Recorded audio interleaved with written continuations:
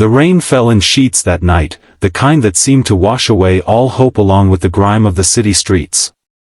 James Wilson stood at his apartment window, watching lightning crack across the sky, wondering how he'd tell his 8-year-old daughter they might not make rent again this month. Little did he know, the drenched figure huddled at the bus stop below would change their lives forever. If you've ever believed in fate or second chances, this story might just restore your faith in humanity.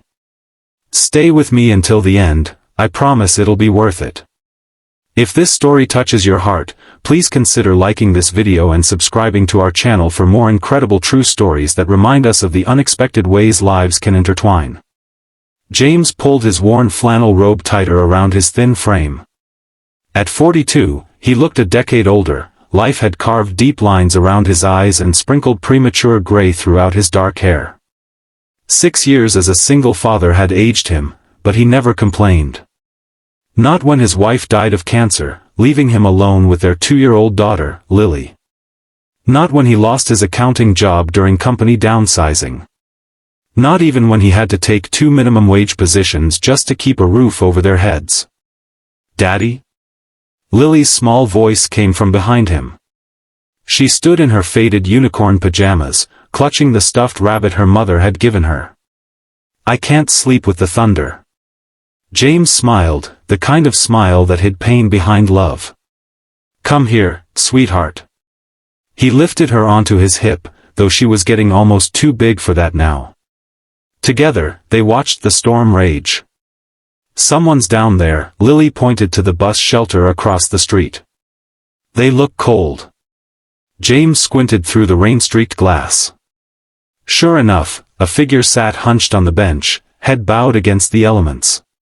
The last bus had gone hours ago. He knew the schedule by heart from the months he'd relied on public transportation before he could afford his beat-up Honda. "They'll be okay," he said, though uncertainty tinged his voice. "The next bus comes at," he checked the clock on the wall. 11:42 p.m. "Actually, there won't be another bus until morning." Lily looked up at him with her mother's eyes, deep brown and impossibly kind. "We should help them, Daddy. Remember what you always say?" James sighed. His late wife's voice echoed in his head alongside his daughter's. "Kindness costs nothing, but its value is beyond measure." It was their family motto, one he tried to live by even when kindness seemed like a luxury they could scarcely afford. "Stay here," he told Lily, setting her down. "Lock the door behind me. I'll be right back." The rain soaked him instantly as he jogged across the street, his threadbare sneakers splashing through puddles. As he approached the shelter, he realized the figure was a young woman, perhaps in her early 20s. She wore expensive-looking clothes that were now thoroughly drenched, and she clutched a small backpack to her chest. "Excuse me," James called over the downpour. "Are you okay? The next bus isn't until 6 a.m. The woman looked up, startled. Her face was tear-streaked, though in the rain it was hard to tell. She had striking features, high cheekbones, clear blue eyes, and dark hair plastered to her head. I didn't realize," she stammered, her voice carrying a slight accent he couldn't place. "I just needed somewhere to sit and think." "In this weather?"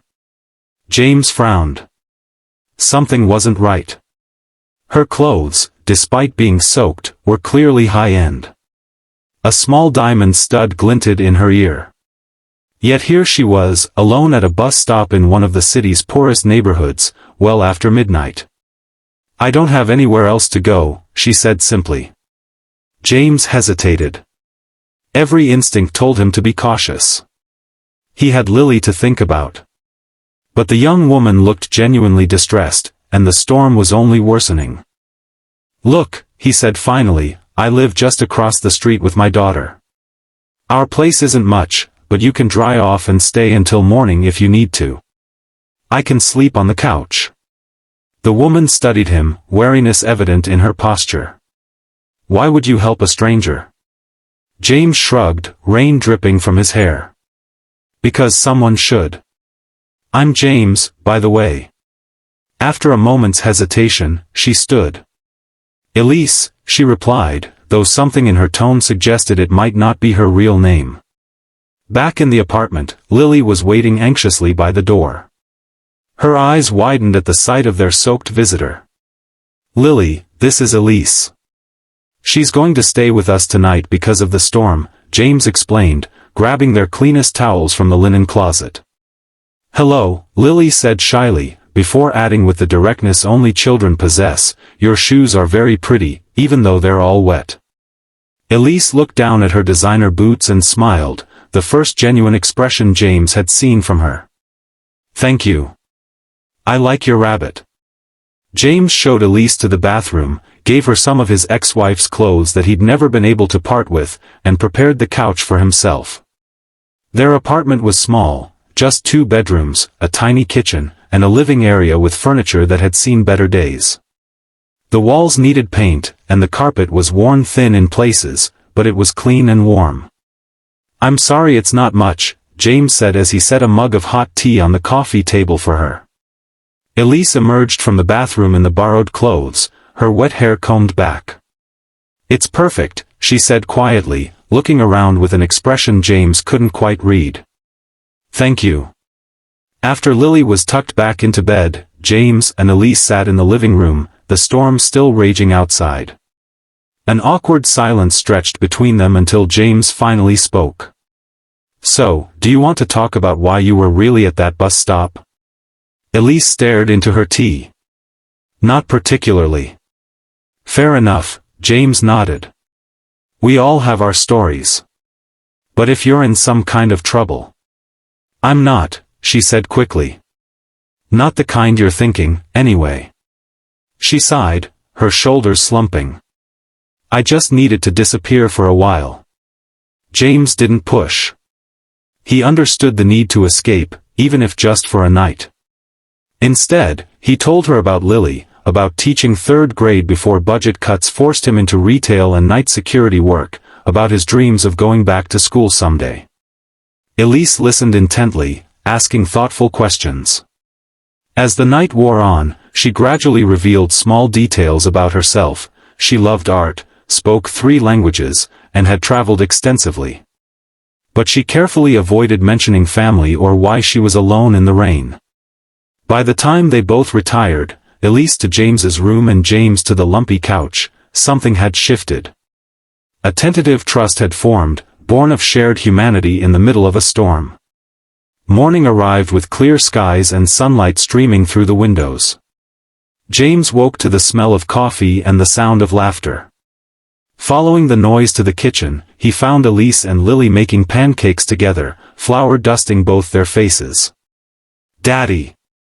Elise is teaching me how to flip them in the air," Lily exclaimed, her eyes bright with excitement. "I hope you don't mind," Elise said, suddenly uncertain. "I found ingredients and thought I'd make breakfast as a thank you." "Mind? This is the best wake-up call I've had in years," James smiled, accepting a mug of coffee that tasted far better than the instant brand he usually bought. They ate together at the small kitchen table, Lily chattering about school and her upcoming science project. For a brief moment, it felt like they were a normal family without the weight of financial stress and loneliness that had become James's constant companions. After breakfast, Elise insisted on washing the dishes. "I should get going soon," she said, though she made no move toward the door. "Where will you go?" James asked, helping dry the plates. Elise's expression clouded. "Back to reality, I suppose." Before she could elaborate, a sharp knock came at the door. James frowned. They rarely had visitors, especially on a Saturday morning. When he opened it, he found 2 stern-looking men in dark suits standing in the hallway. "Can I help you?" James asked, immediately on guard. "We're looking for Alexandra Devereaux," one of the men said, his tone professional but urgent. "We have reason to believe she might be here." James was about to deny knowing anyone by that name when Elise appeared behind him. "It's okay, James," she said softly. "That's me. My real name is Alexandra." The men visibly relaxed. "Miss Devereaux, your father has been extremely concerned." The entire security team has been searching all night. James turned to her, confusion evident on his face. What's going on? Alexandra, not Elise, sighed deeply. James, I haven't been entirely honest with you. My father is Richard Devereux. The name hit James like a physical blow. Everyone knew Richard Devereux, the real estate magnate whose company owned half the city, including the building where James worked his night security job.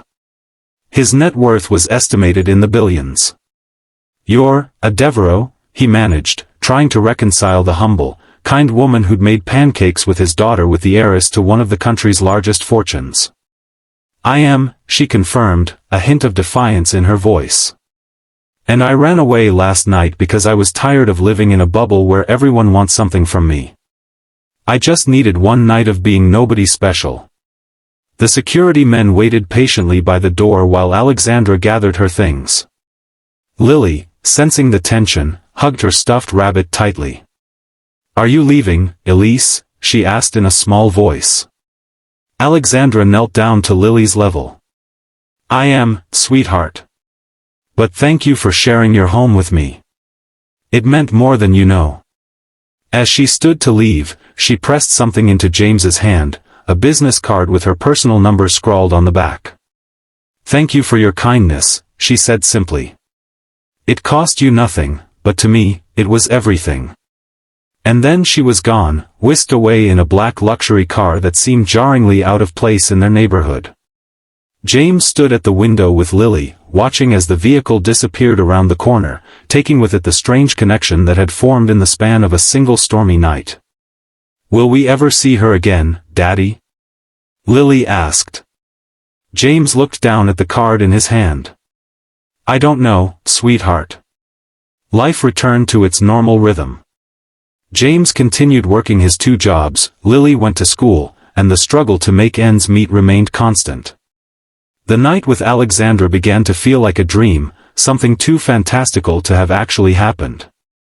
3 weeks later, James was called into his manager's office at the department store where he worked days. His heart sank, budget cuts had been rumored, and he couldn't afford to lose this job.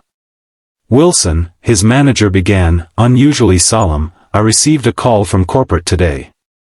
James braced himself for the worst. They've created a new position, head of community outreach and education programs. Full benefits, significant salary increase. And they want you for it. James stared, certain he'd misheard. Me? Why? His manager shrugged. Apparently, someone very high up recommended you personally. Said you embodied the values the company wants to promote. That evening, a letter arrived at their apartment. Inside was an acceptance letter to the local university's education program, with a note stating his tuition had been covered by a private scholarship fund. The letter was unsigned, but James knew. 2 days later, as James was helping Lily with homework, a knock came at their door. This time, it was Alexandra herself, dressed casually in jeans and a simple blouse, though the watch on her wrist probably cost more than his car. Hi, she said, suddenly shy. I hope it's okay that I came by. Lily squealed with delight, running to hug her. James stood frozen, 1,000 questions racing through his mind. Was it you? He finally asked. The job? The scholarship? Alexandra nodded. My father owns the parent company of your store. And I serve on the board of the education foundation that provided the scholarship. She hesitated. Are you angry? James considered the question seriously. I've never taken handouts, he said slowly. I've always wanted to earn everything I have. It's not a handout, Alexandra insisted. It's an investment. In someone who deserves a chance. She stepped closer. That night, you showed me kindness when you had every reason not to. You opened your home to a stranger because it was the right thing to do, even when you had so little to give. She glanced around the apartment, seeing not its shabbiness but the evidence of love that filled it, Lily's artwork on the refrigerator, the bookshelf overflowing with library books, the worn photo albums carefully arranged on a side table. My father built his empire on the belief that everyone has a price, she continued. That night showed me some things are priceless. Your kindness changed something in me, James. I've spent the last 3 weeks convincing my father to establish a foundation for single parents pursuing education, with you as our first recipient. James felt overwhelmed. I don't know what to say. Say you'll accept, Alexandra smiled. And maybe say you'll have dinner with me sometime? Just as friends, she added quickly, a blush coloring her cheeks. Lily tugged on James's hand. Say yes, Daddy. Elise makes the best pancakes. James laughed, the sound rusty but genuine. Well, I can't argue with that logic. Over the following months, James's life transformed. He reduced his work hours to attend classes, excelling in his education courses. The new position allowed him to create programs that helped other struggling families in the community. For the first time since losing his wife, he felt hope taking root again. Alexandra became a regular visitor, her friendship with both James and Lily deepening with each passing week. She taught Lily about art and languages, while James showed her the simple joys she'd missed growing up in privilege, flying kites in the park, making s'mores over a camping stove, watching fireflies on summer evenings. Richard Devereaux initially disapproved of his daughter's new friends, but even he was eventually won over by Lily's unfiltered charm and James's integrity. The foundation Alexandra had created flourished, helping dozens of single parents return to school. 1 year after that stormy night, James and Lily moved into a modest but comfortable house with a small backyard, purchased with his own savings from his new position. On moving day, Alexandra arrived with housewarming gifts and news of her own.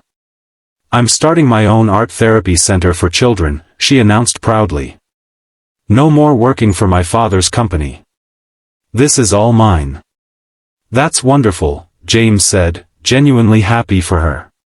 Their friendship had carefully avoided crossing certain lines, though the attraction between them had grown increasingly difficult to ignore.